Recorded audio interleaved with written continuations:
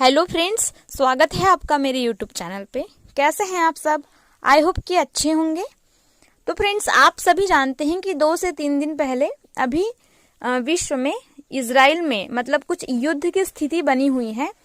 तो बस इस वीडियो में मैं शेयर करूंगी कि इस युद्ध की जो स्थिति बनी है तो इसका क्या कारण है। ठीक है, तो चलिए देखते हैं। इजराइल अब होगा युद्ध। ठीक है, मतलब इजराइल के जो हैं नेतन्याहू जी, इन्होंने युद्ध का ऐलान कर दिया है शायद। तो चलिए देखते हैं कि क्या कारण है इसका। ठीक है, इजराइल वेस हमास। तो जो सबसे पहले ये जानना है हमको कि जो हमास है वो क्या है। तो ये एक ग्रुप है फ्रेंड्स, मतलब एक आतंकवादी समूह है।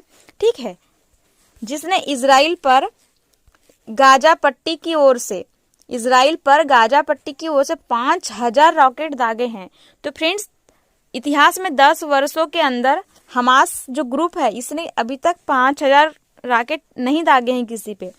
तो ये सोचने वाली बात है कि एक साथ एक ही टाइम में 5,000 रॉकेट दागे हैं, तो इसका क्या कारण है।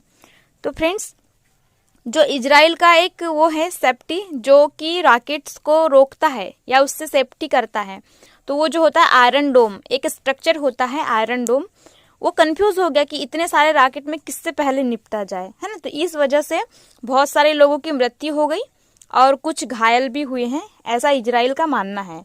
जिसकी वजह से विश्व के एक दूसरे मोर्चे पर युद्ध छिड़ने की संभावना प्रबल है, मतलब युद्ध हो सकता है, ऐसी पॉसिबिलिटी है। तो क्योंकि इजराइल ने इस घटना को स्टेप ऑफ वार बताकर अपना कड़ा रुख स्पष्ट कर दिया है। फ्रेंड्स, जाहिर सी बात है 5,000 रॉकेट अगर एक साथ में दागे गए हैं तो सिंपल सी बात है कि इजराइल का रुख कड़ाई होगा। तो उसने क्या घोषित कर दिया, इसे स्टेट ऑफ वार, मतलब युद्ध की घोषणा कर दिया है।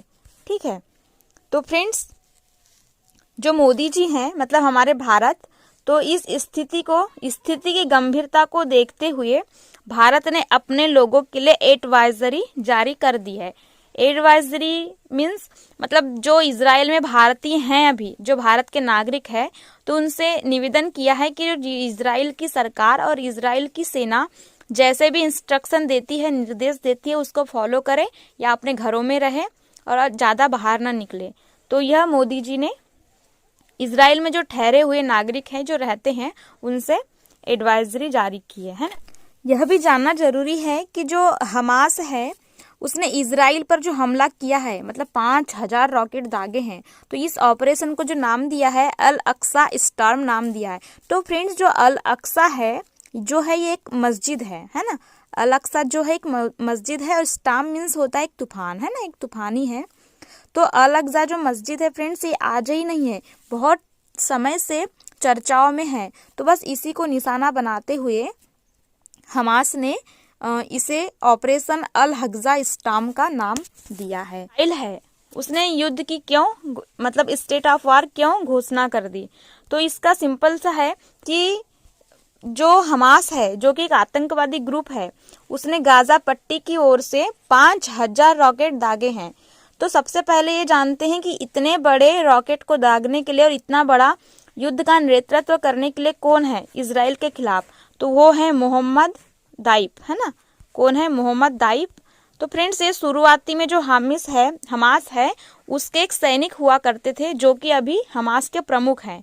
ठीक है, और देखते हैं कि इजराइल और हमास के बीच, तो आई थिंक मतलब कुछ विशेषज्ञों का मानना है कि अभी जो G20 की भारत में बैठक हुई थी, उसमें मोदी जी ने मिडिल ईस्ट ग्रुप यूरोप की कॉरिडोर की घोषणा की थी, जिससे मतलब मिडिल ईस्ट होते हुए यूरोप के साथ में हमारे व्यापारिक संबंध बनाने के लिए एक कॉरिडोर बनाने की घोषणा की थी, जो कि सऊदी अरब होते हुए यूरोप की ओर जाता है। तो शायद उसी के अगेंस्ट मुस्लिम कंट्रीज ने हो सकता है कि हमास को निर्देश दिए हो कि इजराइल पर या इजराइल के खिलाफ ऐसा षड्यंत्र हो। क्योंकि जाहिर सी है कि अगर इजराइल और हमास का साथ देगा सऊदी अरब, हो सकता है कि वो अपने मुस्लिम कंट्री का साथ दे। और हाल ही में कुछ दिन पहले अमेरिका और सऊदी अरब के बीच में एक रक्षा डील हुई थी, आप भी जानते होंगे कि अगर सऊदी अरब कोई मुसीबत में फंसता है तो अमेरिका उसकी हेल्प करेगा। तो इसी डील की वजह से अमेरिका को सऊदी अरब का साथ देना होगा। तो ऐसे में अब भारत किसका साथ दे? तो भारत का साथ हमेशा से इजराइल ने दिया है। तो यह मतलब स्थिति बन सकती है कि भारत इजराइल का ही साथ दे। लेकिन यह भी है कि जो अमेरिका और भारत के संबंध है अभी अच्छे संबंध है। तो इसमें जो भारत ने कॉरिडोर की घोषणा की थी उसमें मतलब एक षड्यंत्र साबित हो सकता है, ऐसा विशेषज्ञों का मानना है।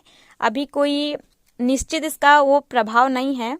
तो हो सकता है कि भारत की जो जियोपॉलिटिकल सिचुएशन है वो बिगड़ सकती है या बिगड़ेगी ही अगर से यह युद्ध होता है तो। क्योंकि अगर सऊदी अरब ने हमास का साथ दिया, क्योंकि मुस्लिम कंट्री है, और इजराइल के अगेंस्ट युद्ध छिड़ता है तो मजबूरन अमेरिका को सऊदी अरब का साथ देना होगा, जो कि रक्षा डील हुई थी उसके अकॉर्डिंग।